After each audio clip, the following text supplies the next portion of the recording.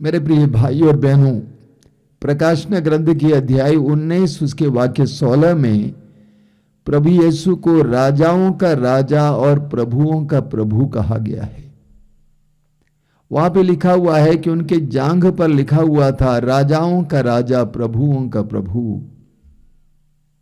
और आज के दिन संसार भर में, विशेष करके कैथोलिक कलीसियाओं में, क्रिस्त राजा पर्व मनाया जाता है। लोग यीशु राजा के आदर में जुलूस निकालते हैं। हमारे बनारस में एक छोटे इलाके में जुलूस निकाला जाता है। अभी मुझे याद है, कई साल पहले, करीब 34 साल पहले, एक गांव में हम लोग थे, मिशन में थे, वहां से भी जुलूस निकाला गया था और बाजार तक जुलूस गया। और बाजार में एक जगह पे सभी लोग इकट्ठे हो गए और उस समय वहां पर प्रवचन सुनाया जाता था। जुलूस के दौरान हमारे युवक युवतियां गाते जा रहे थे, यीशु राजा, यीशु राजा, यीशु राजा। तो सुनने वाले आपस में फुसफुसाने लगे, भाई ये यीशु को क्यों ये राजा कहते हैं? जहां तक हम जानते हैं यीशु का जन्म एक गौशाले में हुआ। यीशु एक बढ़ई थे, तो ये लोग इनको राजा क्यों कहते हैं? सच्चाई है, यीशु का जन्म एक गौशाले में हुआ। उनकी मृत्यु शहर के बाहर हुई, एक डाकू की तरह, एक बढ़ई के परिवार में पले। तो यीशु कैसे राजा हुए?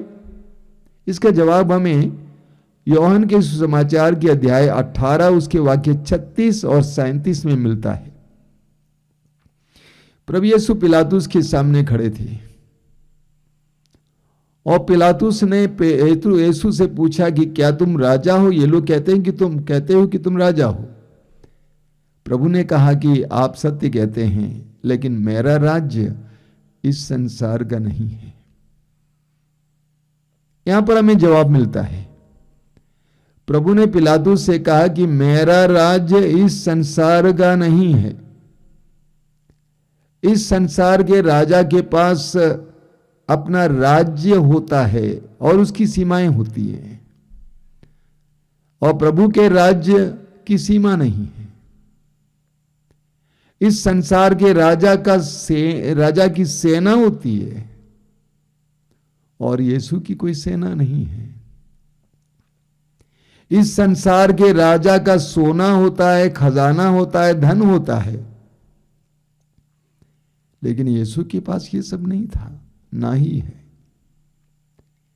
इस संसार के राजा का एक आसन होता है, एक वाहन होता है, एक किरीट होता है, लेकिन प्रभु यीशु इस संसार के राजा की तरह नहीं थे। प्रभु यीशु ने स्वयं कहा कि मेरा राज्य इस संसार का नहीं है। यीशु 2000 वर्ष पहले इस संसार में आए ईश्वर के राज्य का विस्तार करने के लिए, ईश्वर के राज्य के रहस्यों को लोगों को समझाने के लिए,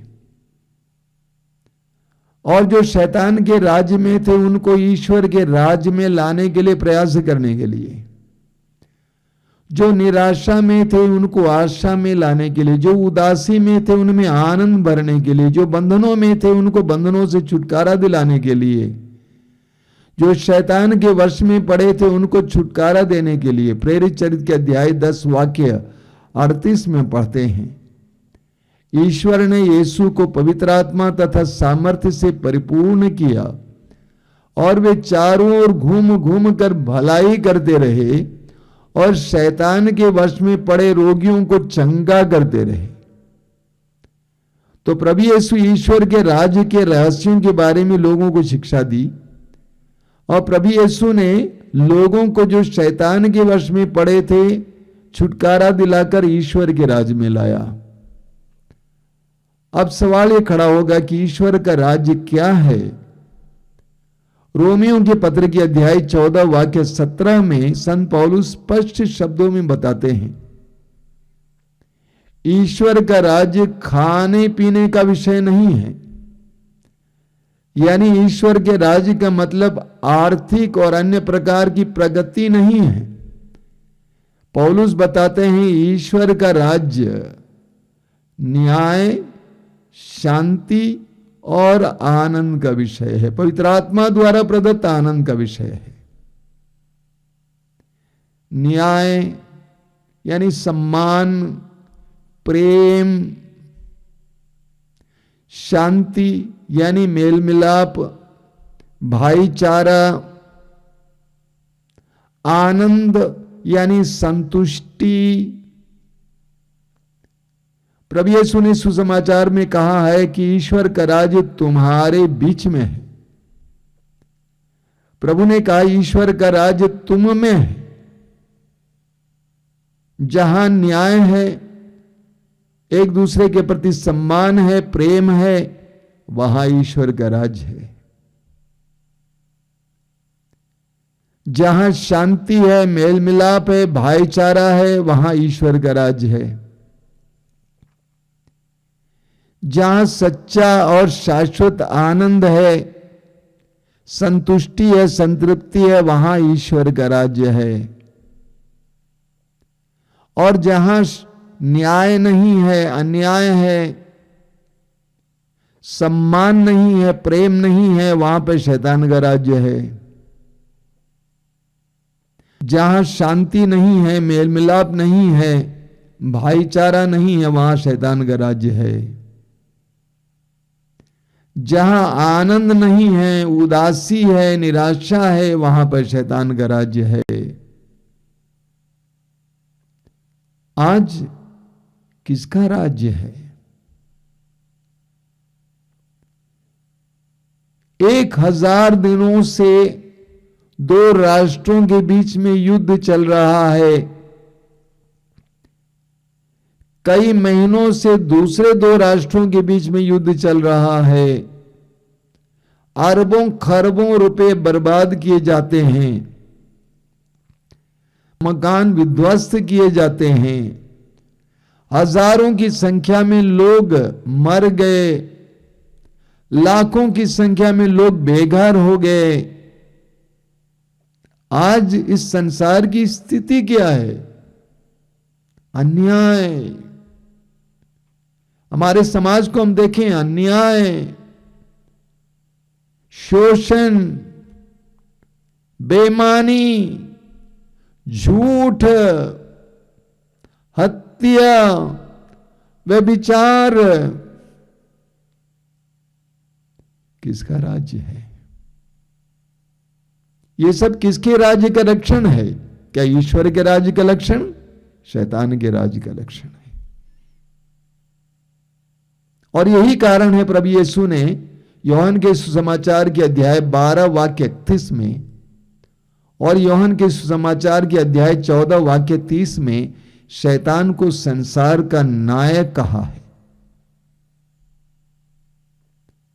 शैतान को संसार का नायक कहा है। जिस समय से मनुष्य ने पाप की, अपराध किया, उस समय से शैतान ने सब कुछ पर अधिकार लिया। देखिए, कुछ साल पहले जब इंटरनेट का आविष्कार हुआ, हम लोग कितने आनंदित थे, कितना अच्छा है। जब मोबाइल आया, हम लोग कितने आनंदित थे। बाप रे, अपने जेब में मोबाइल रहेगा, जहां भी जाएंगे हम लोगों से संपर्क करेंगे। लेकिन इन सारी चीजों पर शैतान का अधिकार हो गया, उसने अपने अधीन कर लिया और इन सारी चीजों के जरिए कितनी जिंदगियां बर्बाद होती हैं। शैतान इस संसार का नायक बना हुआ है। आज हमारे दिलों में किसका राज्य है? आज हमारे घरों में किसका राज्य है? हमें सोचना होगा। अगर हमारे दिल में, हमारे घर में, हमारे समाज में न्याय है, शांति है, आनंद है, इसका मतलब ईश्वर का राज्य है। वो ईश्वर के राज का लक्षण है। अगर ठीक इसके विपरीत है, इसका मतलब शैतान का राज्य है। तो हमारे दिलों में किसका राज्य है? हमारे घरों में किसका राज्य है? हमारे समाज में किसका राज्य है? यूहन्ना अपने पहले पत्र के अध्याय 2 उसके वाक्य 15 से कहते हैं, तुम ना तो संसार को प्यार करो और न संसार की वस्तुओं को। जो संसार को प्यार करता है उसमें पिता का प्रेम नहीं है। संसार में जो शरीर की वासना, आंखों का लोभ और धन संपत्ति का घमंड है वह सब पिता से नहीं बल्कि संसार से आता है। संसार और उसकी वासना समाप्त हो रही है, किंतु जो ईश्वर की इच्छा पूरी करता है वह युग युगों तक बना रहता है। संसार टिकाऊ नहीं है, संसार नश्वर है जिसके पीछे हम लड़ाई लड़ते हैं, जिसके लिए हम लोग आतुर हैं, हमारे अंदर लोभ है, लालच है, ये सब टिकाऊ नहीं है, बल्कि ईश्वर का राज्य टिकाऊ है। ईश्वर का राज्य टिकाऊ है। अब सवाल आपके मन में खड़ा होगा कि ईश्वर का राज्य हमारे जीवन में कैसे आएगा, हम कैसे ईश्वर के राज में प्रवेश करेंगे, कैसे हम ईश्वर के राज्य का अनुभव करेंगे। आज का प्रवचन में मैं धीरे धीरे बोल रहा हूं, आप स्वयं महसूस करते हैं कैसे ईश्वर का राज्य हमारे परिवार में आएगा, हमारे हृदयों में आएगा, हमारे समाज में आएगा।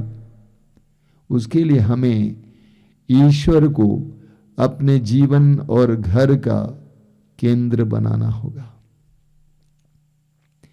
यीशु को अपने जीवन और अपने घर का केंद्र बनाना होगा, मालिक बनाना होगा, नौकर नहीं बनाना है। कई मसीहियों और विश्वासियों के लिए यीशु नौकर है। कोई काम पड़ता है तो बुलाते हैं, उसके बाद बोलते हैं बाहर जाके बैठिए। वर चाहिए तो यीशु, वर मिल गया तो यीशु बाहर। नौकरी चाहिए तो यीशु प्रभु, यीशु प्रभु। जब नौकरी मिल गई तो प्रभु बाहर। बच्चा नहीं है, बच्चे के लिए रो रहे हैं, जब बच्चा मिल गया तो बच्चा ईश्वर बन गया, अब उसके बाद यीशु बाहर। ऐसा नहीं हो सकता है। ईश्वर का राज्य हमारे जीवन में और हमारे परिवार में तब आएगा जब ईश्वर हमारे जीवन का केंद्र बनेंगे और हमारे परिवार का केंद्र बनेगा और हम ईश्वर के शासन को स्वीकार करेंगे। ईश्वर के शासन को स्वीकार करेंगे। अब राज्य में राजा की बात चलती है कि न प्रजा की बात चलती है?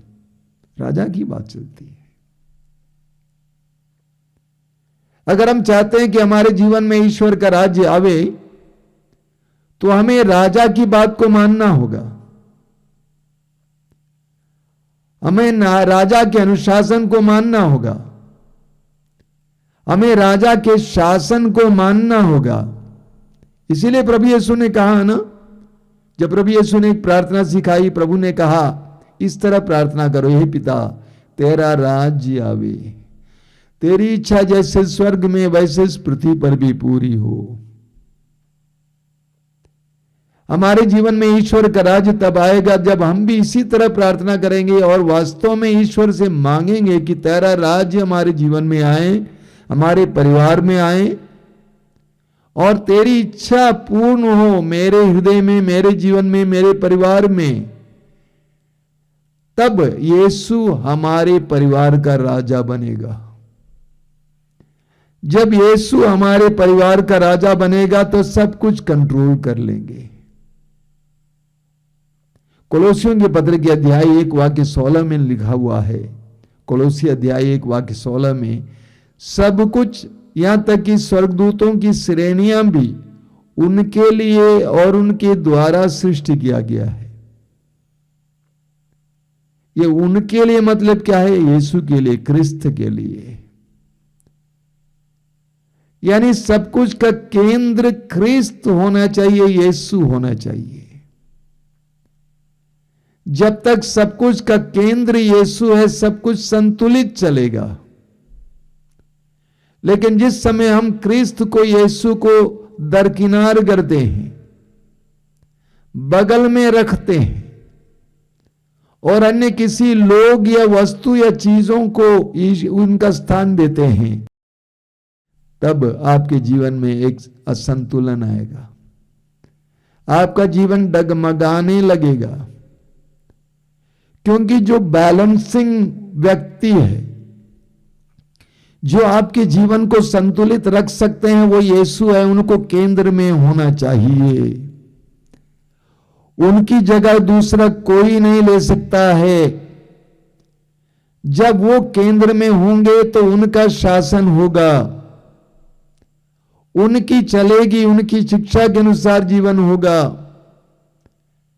तब हमारे जीवन में हमें उसका नतीजा देखने को मिलेगा। नतीजा क्या है? ईश्वर का राज, न्याय, सम्मान, प्रेम, शांति, मेल मिलाप, सहनशीलता, सच्चा आनंद, संतुष्टि, आपसी मेल मिलाप, झगड़ा नहीं होगा। क्योंकि जहां संतुष्टि होती है, जहां प्रेम होता है, जहां आनंद होता है, जहां सम्मान होता है, वहां पे झगड़ा नहीं होता है।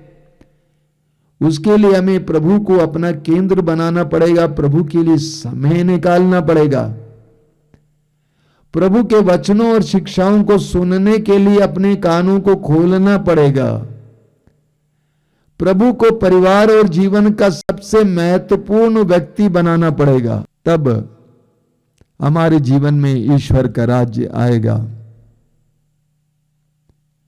आपने देखा होगा, एक बहुत सुंदर कैप्शन है अंग्रेजी में, उसमें लिखा हुआ है, Jesus is the head of this family, the unseen guest in every meal. यानी यीशु इस परिवार का मालिक है, यीशु इस परिवार का मालिक है और हर भोज के समय अदृश्य मेहमान है। यह ईश्वर का राज्य है। और जब यीशु हमारे जीवन का केंद्र बनेंगे, हमारे परिवार का केंद्र बनेंगे, आप देखेंगे ये सारे नतीजे ईश्वर के राज्य के लक्षण आपके परिवार में देखने को मिलेंगे, आपके जीवन में देखने को मिलेंगे। हमें लूकस के समाचार के अध्याय 19 के जक्केउस से सीखना चाहिए। लूकस अध्याय 19 में हम जक्केउस के बारे में पढ़ते हैं। जक्केउस के बारे में वर्णन दिया गया है कि वो प्रमुख नाकेदार था, बहुत धनी था, बेईमानी करता था, समाज के सामने पापी था। इतना ही नहीं, वो नाटा था। लेकिन उसके अंदर एक बेसब्री थी, उसके अंदर एक अशांति थी। वो यीशु को देखना चाहता था कि यीशु कैसे हैं। उसने सोचा होगा कि मेरे परिवार की समस्याएं यीशु को देखने से समाप्त हो जाएंगी। लेकिन दुर्भाग्यवश भीड़ चारों ओर थी और वो नाटा था, यीशु को देख नहीं पाया। जिस मार्ग से यीशु गुजरने वाले थे, उस मार्ग के किनारे एक गुलर का पेड़ था, उस पर चढ़कर बैठ गया यीशु के इंतजार में। बड़े मजे की बात, यीशु वहां पे पहुंच जाते हैं। बड़े मजे की बात है कि यीशु वहां पे पहुंच जाते हैं और न केवल जक्केउस ने यीशु को देखा, बल्कि यीशु ने जक्केउस को देखा। और यीशु ने जक्केउस से कहा कि जक्केउस जल्दी नीचे उतर आओ, आज मुझे तुम्हारे यहां ठहरना है। यानी प्रभु जक्केउस से कहना चाहते थे कि मुझे देखने से कुछ होने वाला नहीं है, लेकिन मुझे तुम्हारे यहां ठहरना है। जैसा कि मैं बार बार बोलता हूं, जक्केउस बड़ा समझदार इंसान था। चालू तो था ही, लेकिन समझदार भी था। प्रभु के इशारे को आराम से समझ लिया, जल्दी से नीचे उतर आया। लोग मुनमुनाते हुए खड़े रहे यह कहकर कि एक पापी के यहां ठहरने जा रहा है। जक्केउस ने ज्यों ही यीशु जक्केउस के घर पे आए, जक्केउस ने सबके सामने घोषित किया कि मैं अपनी संपत्ति का आधा हिस्सा गरीबों में बांटता हूं, क्योंकि मैं जानता हूं कि उसके प्रति मोह मेरे लिए एक बहुत बड़ी बाधा है। ईश्वर का राज्य मेरे परिवार में आने के लिए मेरी संपत्ति और संपत्ति के प्रति मोह एक बहुत बड़ी बाधा है। मैं आधा हिस्सा गरीबों में बांटता हूं। दूसरी बात, मैं जिन जिन लोगों को ठगा हूं उनको मैं 4 गुना वापस लौटाऊंगा। यानी मेरी जीवन शैली ईश्वर के राज्य के लायक नहीं थी, मैं उसको त्याग देता हूं। जक्केउस ने एक कड़ा कदम उठाया। धनी था, धन कमाने के लिए न जाने कितनी बेईमानी की, लेकिन जब यीशु वहां पे आए तो ईश्वर के राज्य के स्वागत में जक्केउस ने ये किया करके दिखाया। उसने ईश्वर के राज्य और यीशु को प्राथमिकता दी।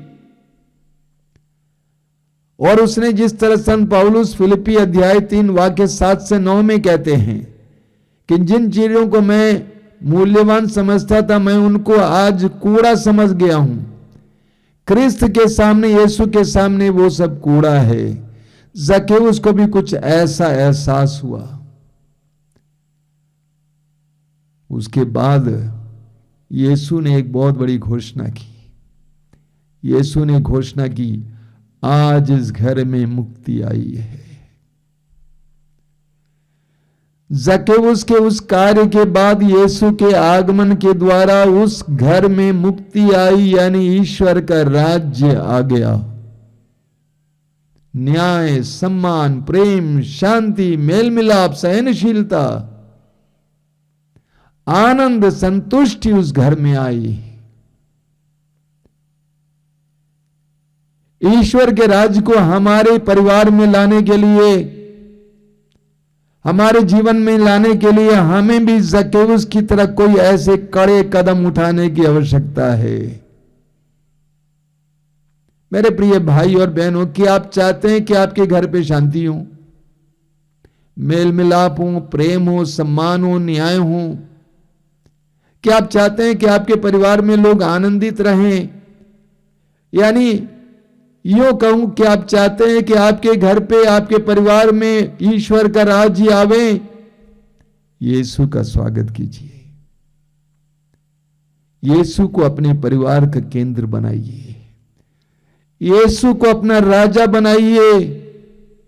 जुलूस में घूमते समय राजाओं के राजा यीशु हालेलुया बोलना आसान है, लेकिन यीशु को अपने जीवन का राजा बनाना बहुत कठिन है। बनाइए, आप उसका नतीजा देखेंगे।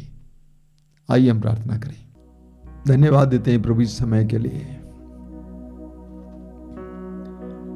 आज के सुंदर दिन के लिए धन्यवाद देते हैं।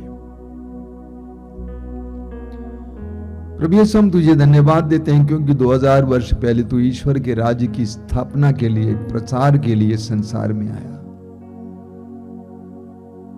तेरे पवित्र वचनों के द्वारा, तेरे बड़े बड़े कार्यों के द्वारा तूने ईश्वर के राज्य को हमारे सामने पेश किया। धन्यवाद यीशु। आज भी तू हमारे सामने अपने पवित्र वचनों को और अपने कार्यों को रखते हुए हमें आमंत्रित करता है। ईश्वर के राज्य में आओ। तुम सबसे पहले ईश्वर के राज्य और उसकी धार्मिकता की खोज में लगे रहो, बाकी चीजें तुम्हें यूं ही मिल जाएंगी। तू हमें आह्वान करता है, यीशु आओ, ईश्वर के राज्य में आओ।